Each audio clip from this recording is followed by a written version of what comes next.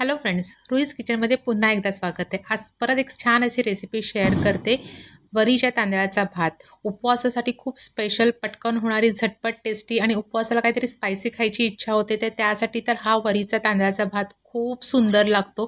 त्यामुळे व्हिडिओ शेवटपर्यंत नक्की बघा। चॅनलवर नवीन चॅनल अजून सबस्क्राईब केलं नसेल तर सगळ्यात आधी चॅनल सबस्क्राईब करा आणि करूया आपल्या वरीच्या तांदळाच्या भाताला सुरुवात।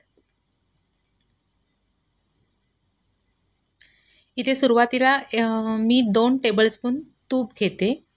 तूप व्यवस्थित छान असं अगदी गरम झाल्यानंतर पुढे आपण त्याच्यामध्ये 6 ते 7 कढीपत्त्याची पानं टाकून घ्यायची आहेत आणि एक 3-4 हिरवी मिरची बारीक चिरून टाकून घ्यायची आहे।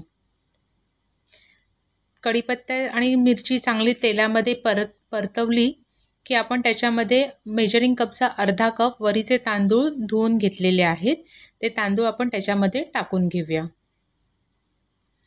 मी फक्त अर्धा कप मेजरिंगचे वरीचे तांदूळ घेतले कारण का तो शिजल्यानंतर जास्त होतो, डबल प्रमाणात होतो, त्याच्यामुळे घेतानाच तो आधी थोडा घ्यायचा। इथे मी अर्धा कप मेजरिंगमध्ये घेतलेला आहे। आता ते आपण तुपावरती छानपैकी परतवून घ्यायचं आहे। आता ह्याच्यामध्ये मी मेजरिंग कपचे 2 कप पाणी टाकून घेणार आहे। इथे मी अर्धा कप वरीचे तांदूळ घेतले होते ज्याला भगर म्हणतात, त्याच्यामध्ये मी 2 कप पाणी टाकून घेणार आहे आणि ते व्यवस्थित आता आपण मिक्स करून घेऊया पाण्यामध्ये।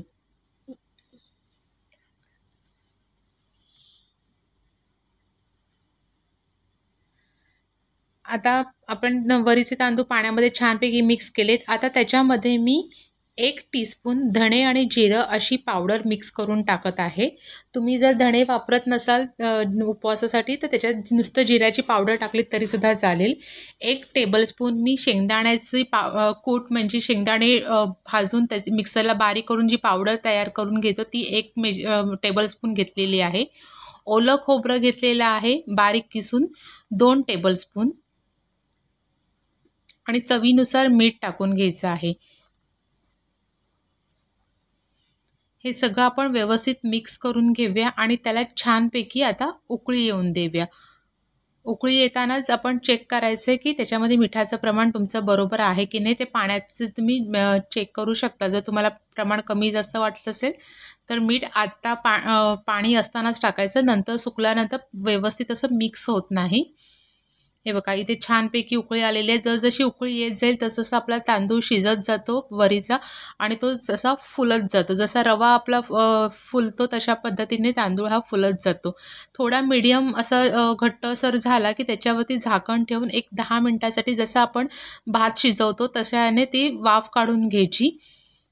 आता वाफ काढून झाल्यानंतर परत एकदा मी व्यवस्थित असं ते मिक्स करून घेते आणि त्याच्यावरती कोथिंबीर टाकून छानपैकी ते गार्निशिंग करून घेते।